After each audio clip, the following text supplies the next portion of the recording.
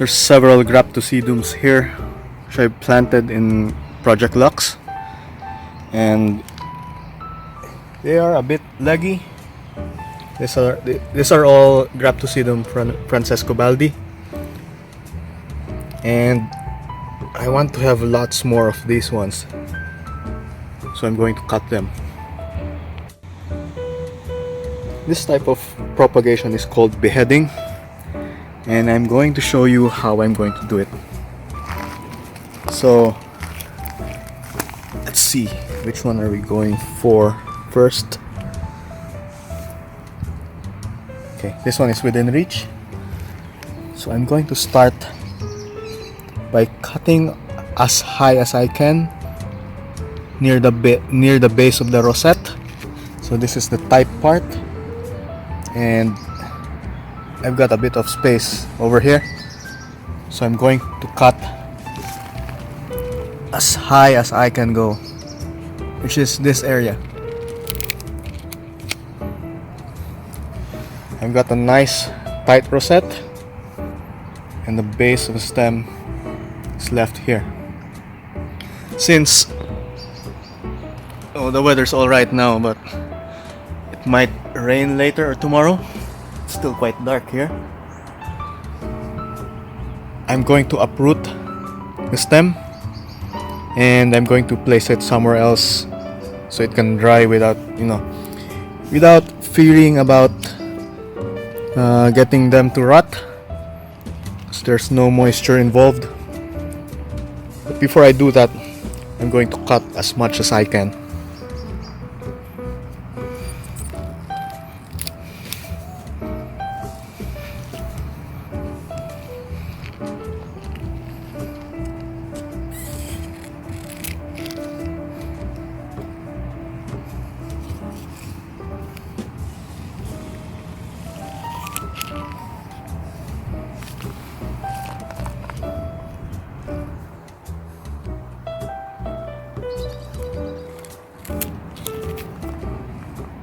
Several inside this pot, and I think they need a trim, so I'm going to get rid of them as well.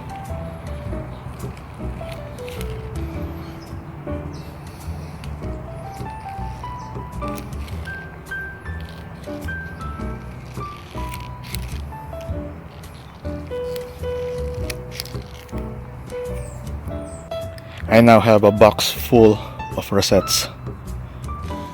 And what about the stumps? I'm going to pull them out and store them in this planter for the meantime. So this section is looking a bit bare right now after pulling out all of them. Well, most of them. There's still some underneath, but I'm thinking of leaving them there. Anyway, based on the weather forecast, it's going to rain or maybe just shower for the next few days until Friday, I think. So it's best if I leave them under cover for the next few days until they start drying out, or at least they start callousing.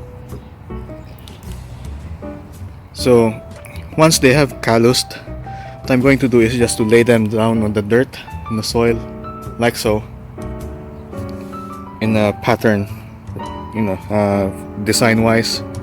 So I'm just going to complete the landscape by covering this bare area with all of the rosettes that I have picked up, and hopefully in time they will spread out, create more offsets, and fill up the area.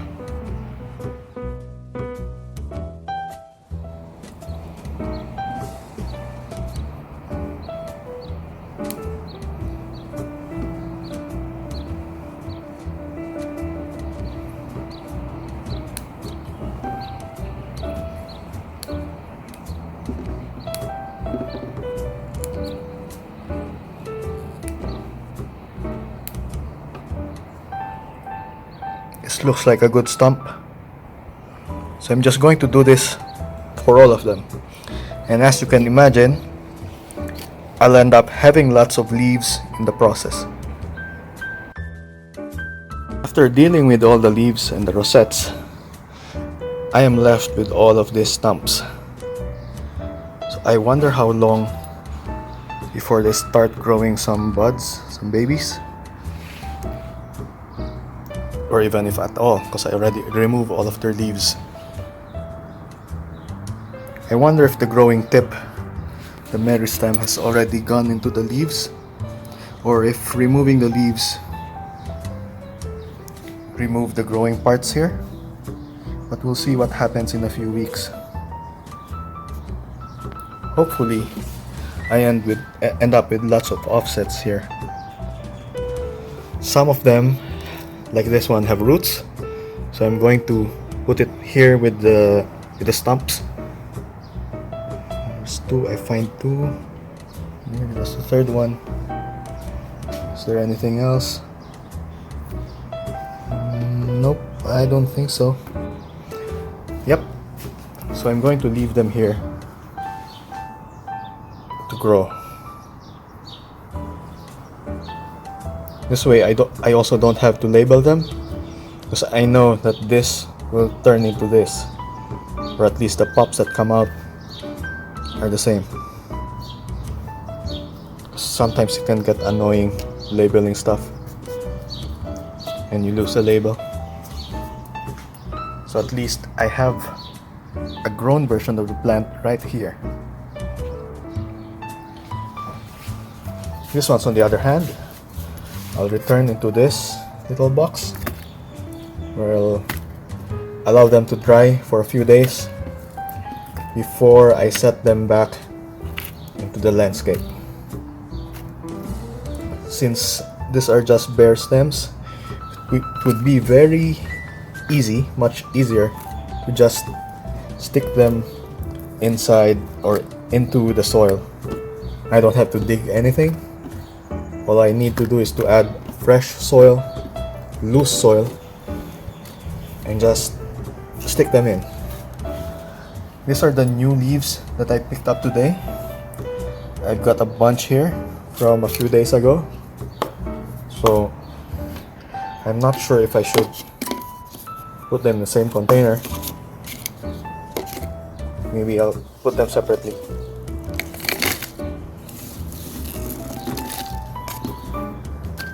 Look at all those leaves.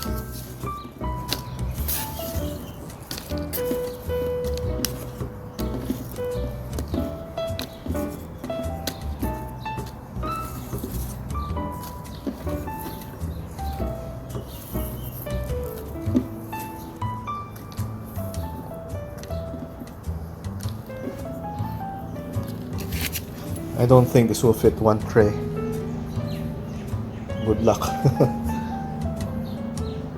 I've got lots of other candidates for beheading. One of them would be this one. So I'll be spending the rest of the afternoon just chopping off some heads.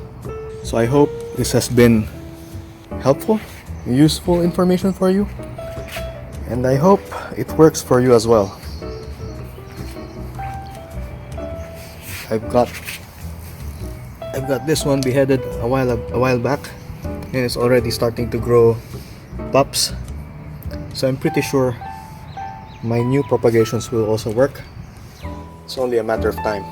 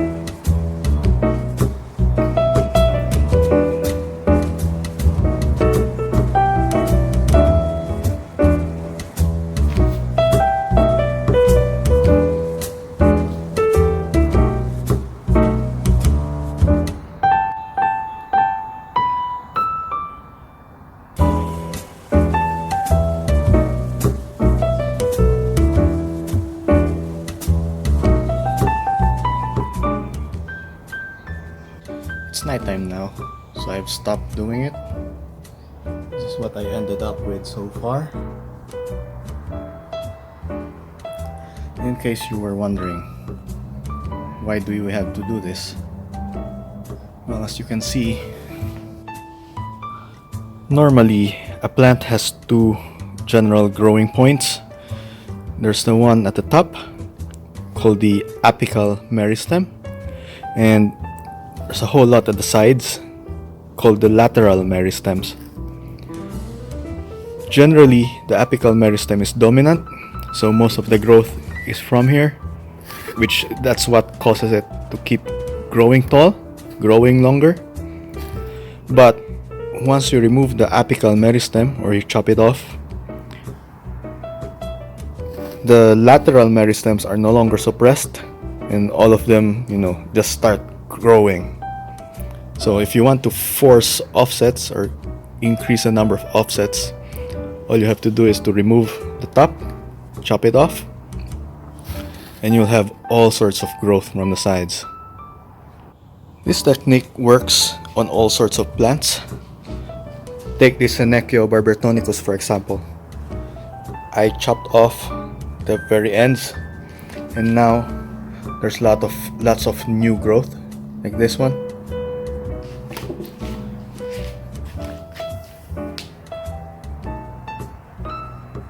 So in time, this bush will be much thicker. As I said, this not only works on succulents, it works on any plant.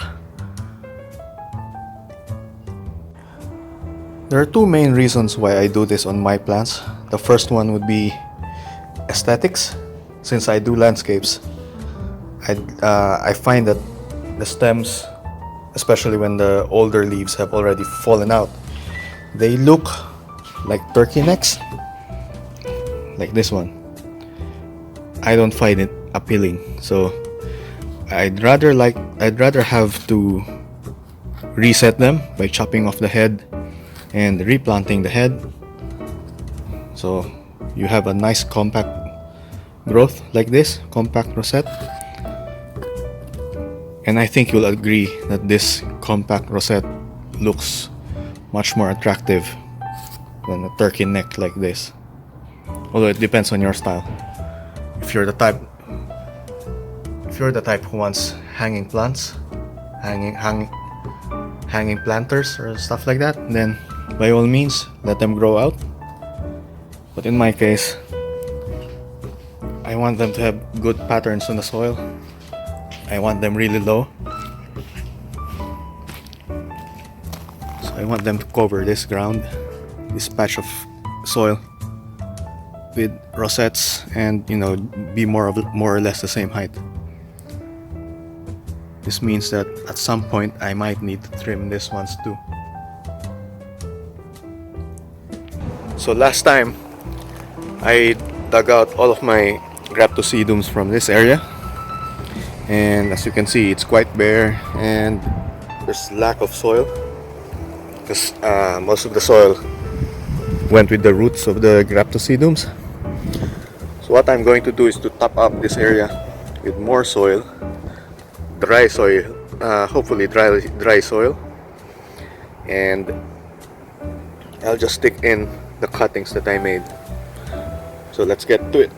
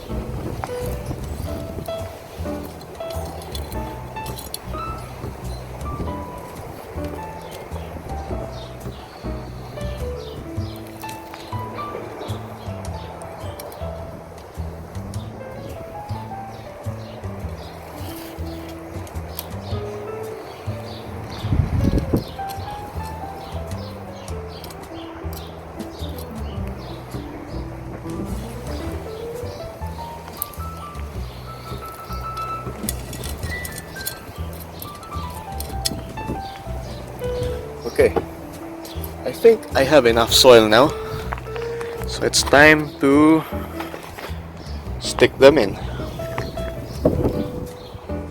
So they have a bit of stem coming out, so all I do is just plug them to the soil like so.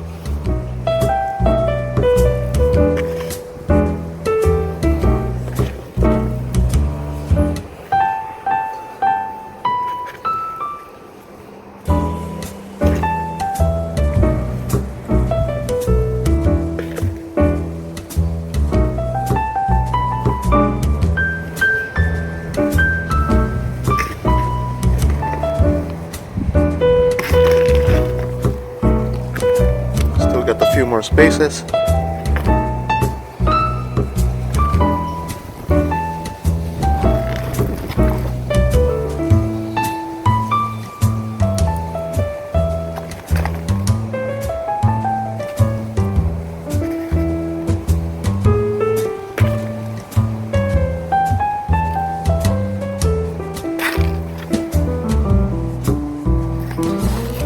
And I think we're done.